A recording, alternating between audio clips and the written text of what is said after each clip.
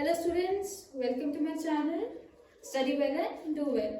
चलिए, जैसे कि मैंने आपको पहली वीडियो में बताया था, फॉर्म्स ऑफ कोल हम डिस्कस कर रहे थे। ठीक है, हमने 4 फॉर्म्स ऑफ कोल पढ़ी थी। मैं थोड़ा सा रिवाइज करा देती हूँ आपको। पीट, लिग्नाइट, बिटुमिनस एंड एंथ्रासाइट। हमने पढ़े थे कि किस बेसिस पे हमने इसको डिवाइड किया। Degree of compression, depth and time, ये 3 फैक्टर्स होते हैं जिसके बेसिस पे हमने 4 फॉर्म्स में डिवाइड कर देते हैं। ठीक है, पीट मैंने डिस्कस कर दिया था, लिग्नाइट मैंने डिस्कस कर दिया था। ठीक है, इसका भी मॉइस्चर कंटेंट ज्यादा होता है। इट्स यूज इन सॉइल में ताकि उसका टेक्सचर इंप्रूव हो सके और उसके वाटर रिटेनिंग कैपेसिटी इंक्रीज हो सके।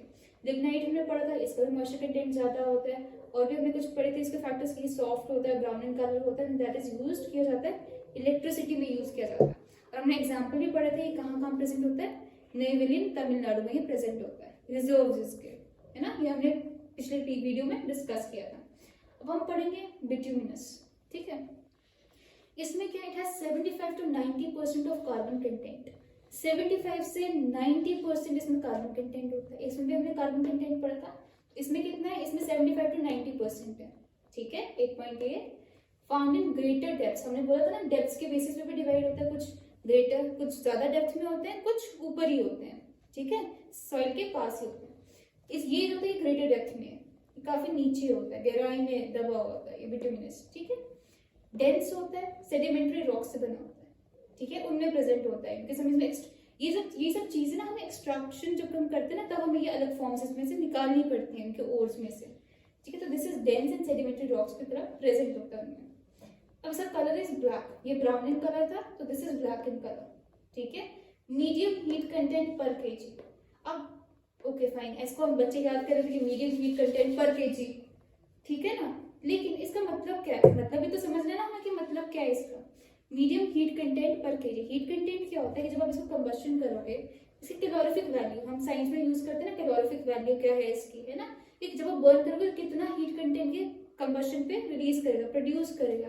तो इसका मीडियम है, मीडियम हीट कंटेंट है पर केजी। जब आप पर केजी इसको बर्न करोगे तो जिसका हीट कंटेंट है वो मीडियम ही है, ज्यादा नहीं है हीट कंटेंट की रिलीज प्रोड्यूस करेगा। ठीक है, रिलीज करेगा बोल सकते हो, प्रोड्यूस करेगा। ठीक है, तो ये चीज है इसमें। ये चीज को रट्टा नहीं मारना, इसको समझोगे जब आप चीजों को, तो चीजें बहुत ईजी हो जाती है, आपको ज्यादा देर तक याद रहेंगी, मेमोराइज रहेंगी आपको ज्यादा देर तक। ठीक है, फिर ऐसा नहीं कि आपने आज पढ़ा कल आप भूल गए, क्योंकि फिर आप पॉइंट को रट्टा मारते हो। पॉइंट को नहीं रट्टा मारना, उस चीज को समझना है। जब आप समझोगे चीजें, ये सब चीजें आपके लिए बहुत ईजी हो जाएंगी। पॉइंट्स में चीजों को समझना। बच्चे क्या करते हैं, पैराग्राफ रटते हैं, इसके बारे में पैराग्राफ लिखोगे, वो हर एक लाइन, हर एक वर्ड रटेंगे। जब आप उस चीज, किसी चीज को आप रटिफिकेशन करते हो ना, तो चीजें आपको भूल जाती है टाइम के बाद। आपको 2 दिन बाद, 3 दिन बाद भूल जाएंगी चीजें। But when you remember it like in points, points में जब आप चीजों को याद रखते हो, आपको वो पॉइंट्स रहते हैं कि हाँ भाई इतने पॉइंट्स थे, ये चीजें थी, आपको वो बहुत ईजी हो जाता है।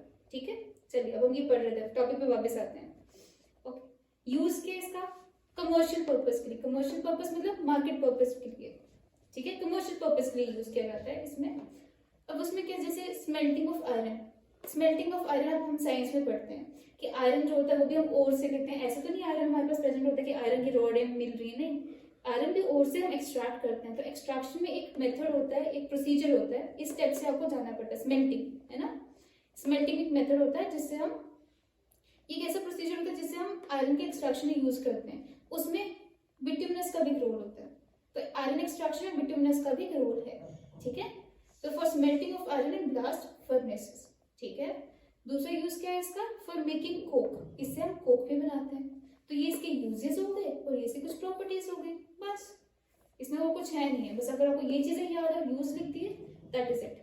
देखो वो ये बोलते हैं, कोई भी अगर कहीं भी आप क्वेश्चन लिखो, क्वेश्चन आंसर जब आता है किसी भी एग्जाम में, आप बोल दो 10th हो गया, कहीं पे भी हो गया, तो उनको क्या चाहिए होता है, जो एग्जामिनर बैठा होता है वो बोलते हैं क्वालिटी ढूंढता है, क्वांटिटी में ज्यादा बिलीव नहीं करना। आपको भी मैं बोल देती हूँ, बच्चे क्या करते हैं, क्वांटिटी में बिलीव करते हैं, बट जब आप क्वालिटी में बिलीव करना शुरू कर जाओगे ना, आपके आंसर्स ना बहुत अच्छे हो जाएंगे, आपको कोई मार्क्स डिडक्ट कर ही नहीं सकता, क्योंकि अगर क्वालिटी अच्छी, आपने सही सारे पॉइंट्स लिखे हैं, जो इंपॉर्टेंट पॉइंट्स है कि भाई कहाँ मिलता है, क्या इसकी प्रॉपर्टीज हैं, क्या यूज है, तो क्वालिटी पे जब मेंटेन रहेगी ना, आपका एग्जामिनर कभी आपके मार्क्स डिडक्ट नहीं कर सकता।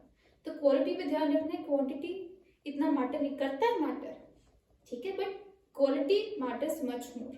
क्वालिटी होगी, क्वांटिटी पे बन जाएगी, but quality has to be there. ठीक है, कोई भी आंसर क्वालिटी के बिना नहीं चल सकता। ठीक है, तो quality has to be there. चलिए अब हम लास्ट फॉर्म पढ़ेंगे कोल की, दैट इज एंथ्रासाइट। ठीक है, ये बहुत इंपॉर्टेंट है। Why is it important? Because that is it is the highest quality of coal. जो हाईएस्ट क्वालिटी ऑफ कोल है वो एंथ्रासाइट ही है। ओके, इसमें जो कार्बन कंटेंट है वो कितना है? More than 90%।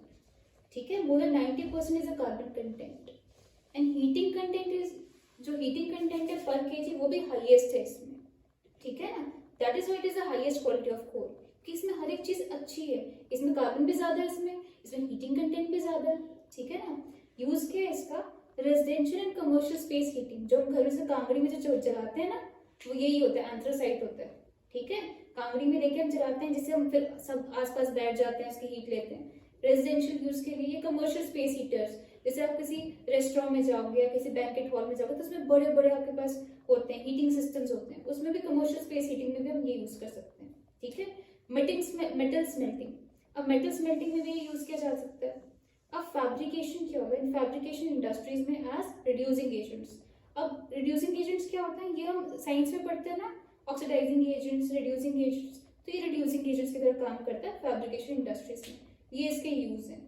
ठीक है, कुछ पॉइंट प्रॉपर्टीज आपको याद रखनी है और इसके यूजेस आपको याद रखने हैं। ठीक है, बस इतना से आपको पता होना चाहिए। So these are the forms of coal: peat, lignite, bituminous and anthracite. मैंने सबके बारे में डिस्क्राइब कर दिया हुआ है।